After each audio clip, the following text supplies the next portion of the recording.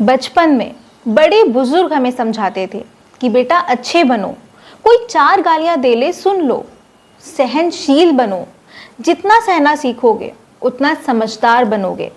और जब कोई हमें ये बोलता था कि बहुत सीधा है तो हम खुश हो जाते थे, लगता था कि हमारी तारीफ हो रही है।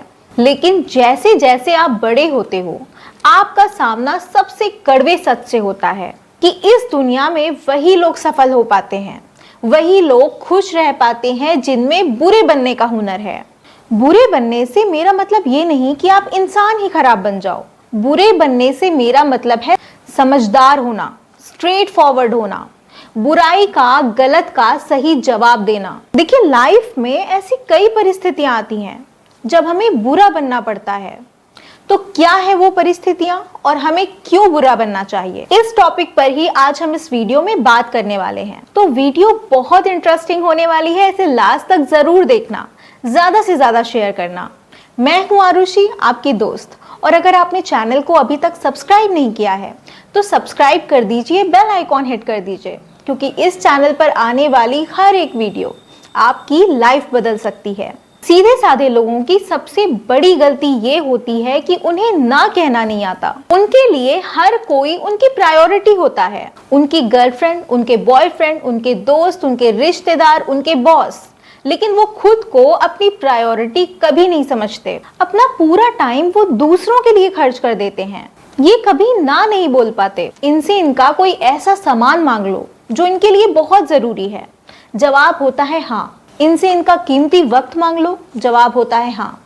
इनसे कोई ऐसा काम करने को कह दो जिसमें बहुत मेहनत है, बहुत टाइम टेकिंग है, फिर भी इनका जवाब होता है हाँ। ऐसे लोग काफी ज्यादा केयरिंग होते हैं, पोलाइट होते हैं, हेल्पफुल होते हैं। लेकिन ये क्वालिटीज जब हद से ज्यादा बढ़ जाती है तो एक साइलेंट कर्ज बन जाती है। और जो लोग किसी को ना नहीं कह पाते, उनके अंदर हमेशा एक परमानेंट गिल्ट होता है कि अगर मैंने मना कर दिया तो वो सोचेगा कि मैं सेल्फिश हूँ, सामने वाला बुरा मान जाएगा, शायद मुझे जब जरूरत पड़ेगी तो वो मेरी कभी मदद नहीं करेगा। ये सोच इन्हें हमेशा मजबूर करती है हाँ बोलने के लिए, फिर चाहे इनका मन हो या ना हो। तो सबसे पहले लोगों की सोचना छोड़ दो, क्योंकि ये जो लोग हैं इनका आपने 10 बार कोई काम किया या हेल्प करी, लेकिन किसी जरूरी रीजन से एक बार भी आपने इन्हें मना कर दिया तो उस दिन आप दुनिया के सबसे खराब इंसान बन जाओगे। और वो आपकी उस 10 बार की हेल्प को भूल जाएंगे जिनके लिए उन्हें ग्रेटफुल होना चाहिए।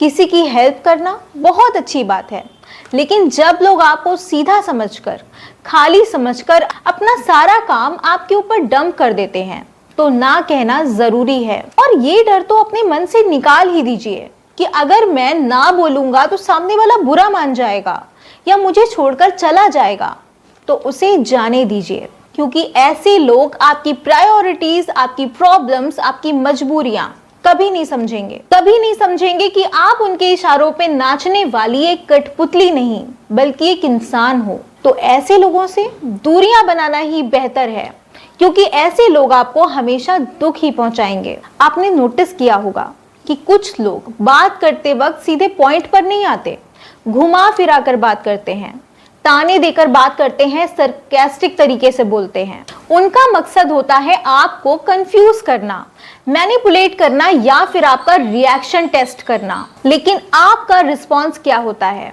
आप सोचने लग जाते हैं कि उसने मुझे ऐसा क्यों बोला, कहीं उसने मुझे इनडायरेक्टली टॉन्ट तो नहीं किया, या फिर कहीं मैं ज्यादा ओवरथिंक तो नहीं कर रहा हूं। तो इतना सोचने और कंफ्यूज होने की जगह आप ऐसी सिचुएशन में 2 काम कर सकते हो। अगर आपको लगे कि सामने वाले की बातें बेबुनियाद हैं, आप पर सेट नहीं होती, वो जो भी बातें आपको बोल रहा है आप वैसे नहीं हो, तो उस इंसान की बातों को इग्नोर करिए और एंजॉय करिए। लेकिन अगर आपको लगे कि सामने वाला इंसान अपनी लिमिट क्रॉस कर रहा है, आपको 4 लोगों के बीच में नीचा दिखा रहा है, आपके सम्मान को ठेस पहुंचा रहा है, अननेसेसरी आप पर हावी हो रहा है, आपको मेंटली टॉर्चर कर रहा है, तो इस केस में मैं ऐसा कुछ भी नहीं बोलूंगी कि आप एक कान से सुनकर दूसरे कान से निकाल दो, इग्नोर कर दो। क्योंकि अगर उस वक्त भी आप चुप बैठे हो तो आप महान नहीं कहलाओगे।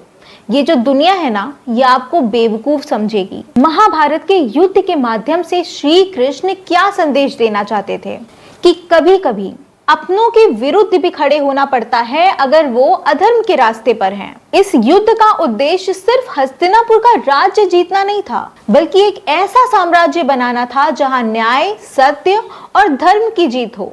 भगवान श्री कृष्ण का कहना था कि जो न्याय है वो इस आधार पर लिया जाए कि क्या सही है, ना कि कौन अपना है। सोचिए, अगर उस वक्त श्री कृष्ण ने अर्जुन से ये बोल दिया होता कि पार्थ कुछ मत बोलो, सब तुम्हारे भाई हैं, मत लड़ो युद्ध, तुम ही झुक जाओ, तो क्या होता। वो द्वापर युग था और उस वक्त ये पूरा युद्ध रचा गया सिर्फ हमें ये बताने के लिए कि अन्याय के विरुद्ध, अधर्म के विरुद्ध आवाज उठानी जरूरी है। और जिस युग में हम जी रहे हैं ये तो कल युग है। तो बात जब गलत की आती है, जिसे टॉलरेट करना मुश्किल हो, कोई आपको ताना देकर, आपको गलत बातें बोलकर बार बार आपको दुख पहुंचा रहा है, आपकी मेंटल पीस को नुकसान पहुंचा रहा है, तो शिष्टाचार, संस्कार, सभ्यता, इन सब चीजों को थोड़ा साइड में रख देना चाहिए। तो उस वक्त ये सोचना ही नहीं है कि हम क्यों जवाब दें, हम तो अच्छे हैं, हम उनके जैसे क्यों बने। ये